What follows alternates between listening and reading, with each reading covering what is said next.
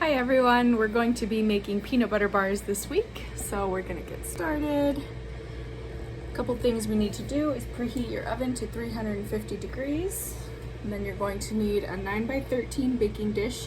Make sure that it is greased. You can do parchment paper. I just prefer to use a cooking spray on this for this particular recipe. And then you're going to need a bowl, 2 eggs, 2 cups of flour, and you will need salt and baking soda, but that will be mixed in when I send it to you. That's going to be the easiest way to do that. You will be getting the exact measurements when I do send it to you, so that if you want to make this again, you'll have everything, all the information you need. And then we've got 1 cup of white sugar and 1 cup of brown sugar. And you need 2 sticks of butter that make up 1 full cup. We're going to use an entire bag of milk chocolate chips. You can also use semi-sweet. And then we've got a hand mixer and some vanilla. The other part is a full cup of peanut butter, and then our 2 full cups of quick oats. It's better to use quick oats than old-fashioned just because they cook up a little bit easier and absorb the mixture a little bit faster. So we'll get started with the mixing part. First, we're going to cream the sugars and the butter. So all of our sugar is going to go here into our bowl.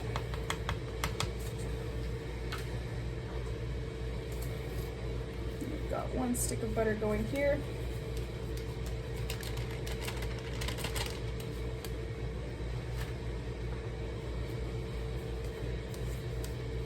Another stick right in here.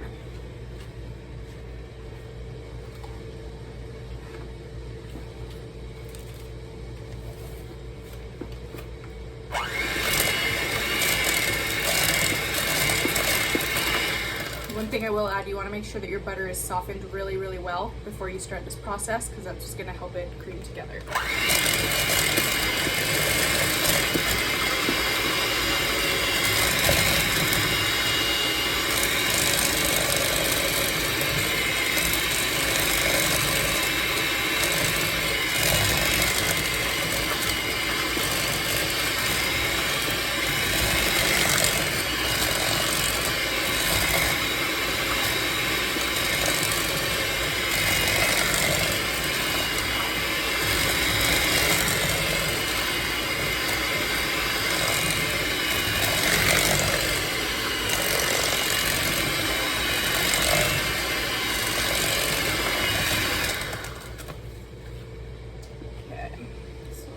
Point.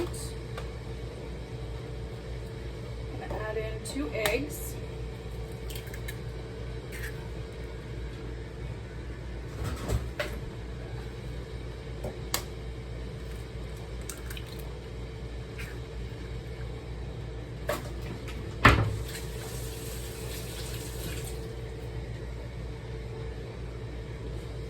And my 1 teaspoon of vanilla.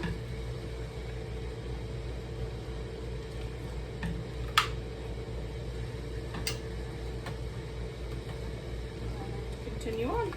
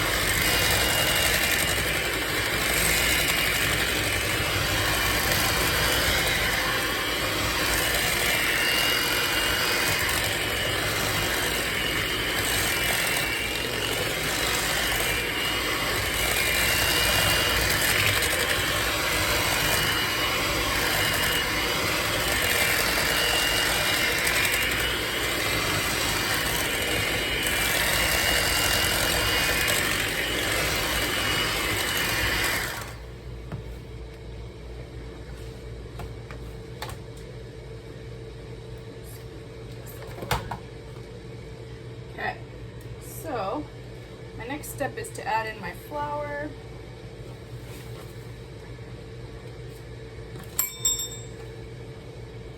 I'm going to start on low so it doesn't go everywhere.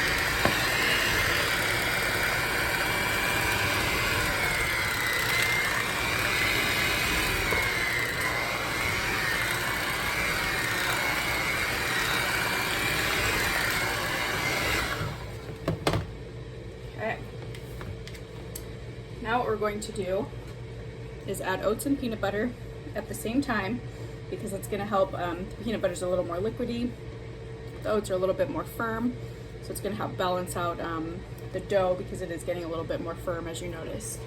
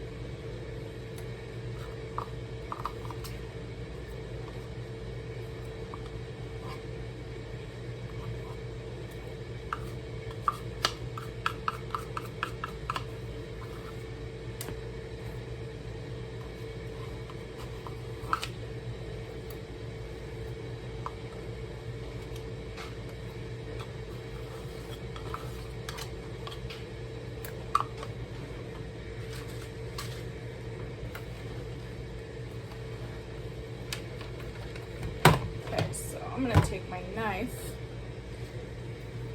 and unplug my mixer, try and get some of this out.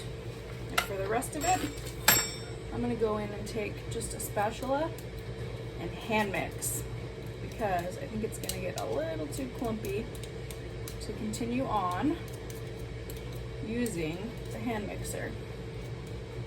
If you decide to use something like a stand mixer, like a KitchenAid or Cuisinart, one of the big ones that has the bowl that you sit on the countertop, that would do a little bit better, but I think a hand mixer might struggle with this.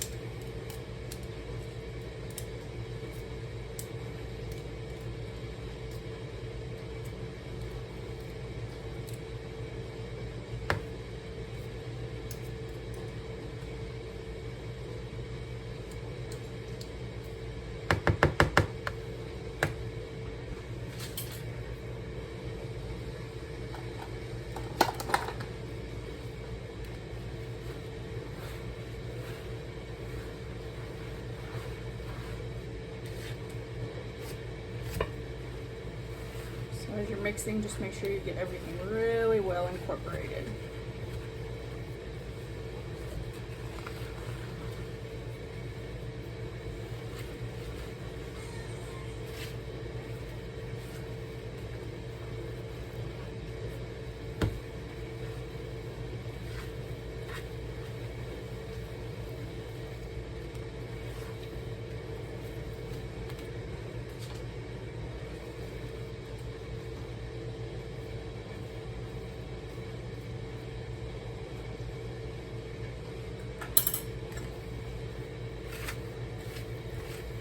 It is going to have kind of that grainy feeling to it because of the oats. So don't worry about it a whole lot. There's nothing that's going to make that go away. They are peanut butter bars.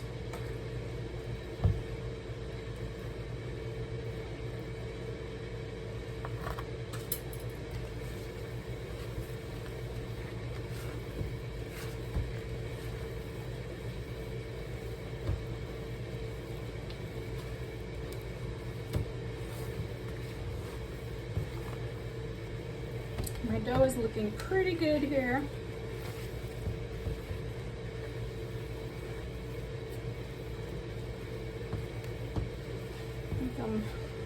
well incorporated over here on my end. If you need an adult to come check out your mixture, please ask before you start spreading into your dish. But I think I'm to that point. So what we're gonna do now is just start taking our globs of peanut butter mixture and pressing it into our baking dish.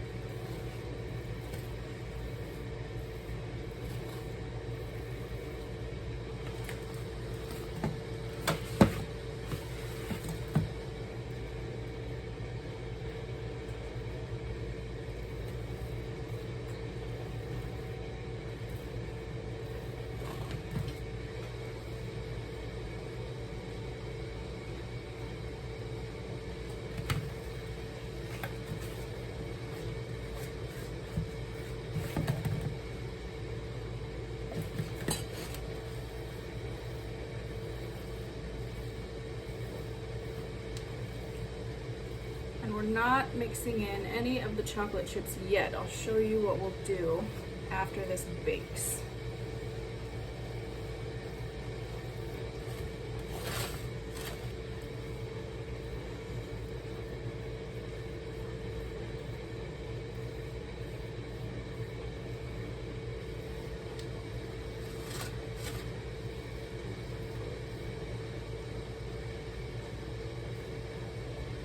Scrape your spoon down, you can kind of just fill in any gaps you see.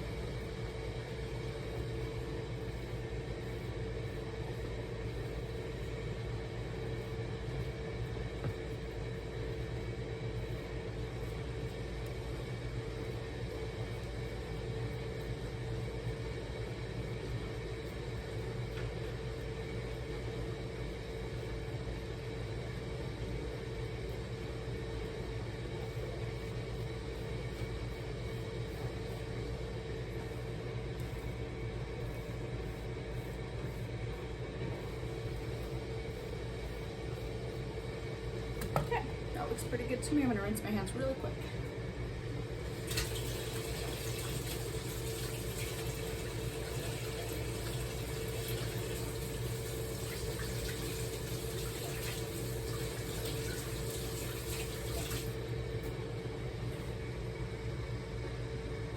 One thing to note about the cooking time is it's going to be roughly 19 to 25 minutes. It's going to be very different for everyone. So I'm going to start at about 20 minutes and then we'll go from there. My cooking time that ended up really well for me was about 24 minutes, and you're going to notice that it's going to come out jiggly, and that's a-okay. It really doesn't matter because it's going to continue to firm up. Just like we've had recipes in the past, as they stay in the dish, they continue to cook. So 24 minutes worked for me, but it's going to be a little bit different for everyone. Okay, so here we go. This is fresh out of the oven, and I'm just going to start pouring the chocolate chips all across so that they start melting immediately. And it's okay if it makes the top of the peanut butter bar mixture sink in, because we're going to spread it around anyway. Whole package goes right on top. They're already starting to melt.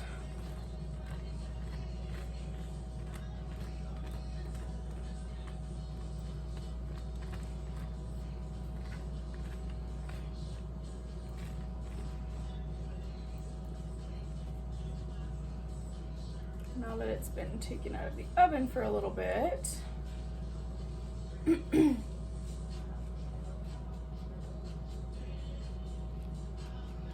by the way, mine was roughly 23 minutes.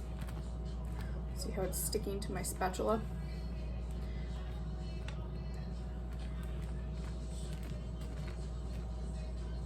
So now I am going to just pop this back in. I'm gonna turn my oven off, but I'm gonna pop it back in for maybe 1 minute, 2 minutes.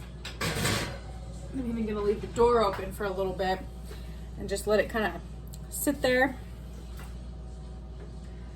and kind of get the top all melty, because that extra heat is going to help them really melt, and then we can spread it around with our spatula or our butter knife. And then these taste really, really great if we let them cool for a little bit.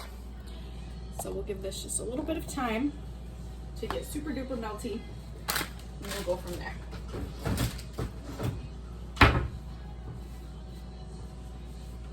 Okay.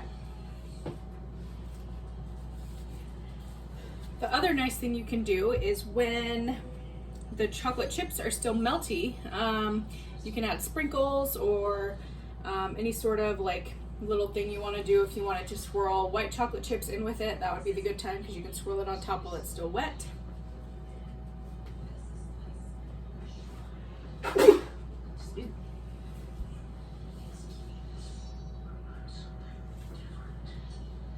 Okay, these all look pretty good. I'm going to pull these back out.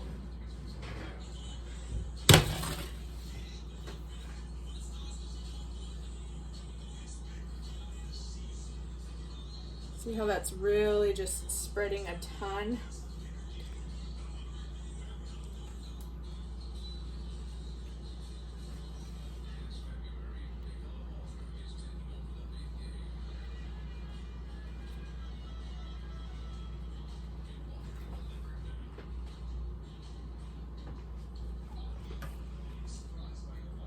And if you want these to be thinner, that's totally an option. You can just use a cookie sheet like what we bake our cookies on. That totally works as well. That way you get a really thin peanut butter part, and it'll be like a more even chocolate to peanut butter distribution. Another option is if you do have extra chocolate chips in your house, this would be the time to add more chocolate chips. That. You really just want to make sure you get them into all the corners so that every piece is covered.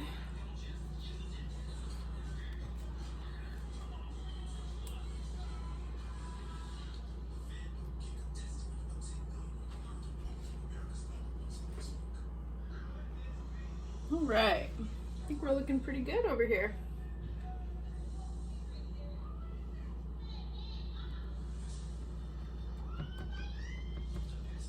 Okay, so this is what your final product should look like. I think they taste best after they've been in the refrigerator for a little while. So let them cool completely before you start cutting into them. And be super careful on your glass dish because we don't want to get burnt.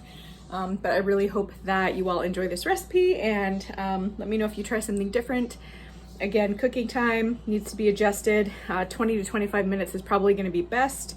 But really you just want to look for the edges to be browned and to be able to pull away from the sides really easily like this. That's going to be the key. So anyway, have a great week everyone, and I will see you next week.